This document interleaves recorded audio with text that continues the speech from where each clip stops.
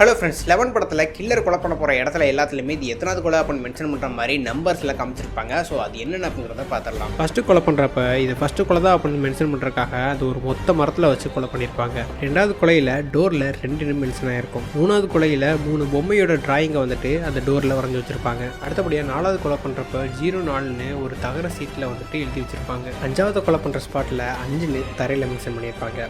6வது கொலை பண்ணுற ஸ்பாட்டில் 6 தூண்கள், அதாவது ஒரு டேங்க் கீழே வந்துட்டு ஒரு 6 தூண் இருக்கும். 6 தூணை வந்துட்டு மென்ஷன் பண்ணி காமிச்சிருப்பாங்க. இது 6வது கொலை அப்படின்னு. 8வது கொலையில் மீரா அவங்களோட வீட்டோட டோர் நம்பரில் வந்து பார்த்திங்கன்னா 8 மென்ஷன் ஆகிருப்பாங்க. அதே மாதிரி அவங்க 8வது செத்தும் வைப்பாங்க. கடைசியாக 10வது கொலையாக பெஞ்சமின் அவர்கள் கைதி கொலை பண்ணுவார். அந்த கைதியோட ட்ரெஸ்ஸில் பார்த்தீங்கன்னா 424 இருக்கும். இதை கூட்டினா 10ன்னு வரும். ஸோ இவர் தான் இந்த 10வது ஆள்.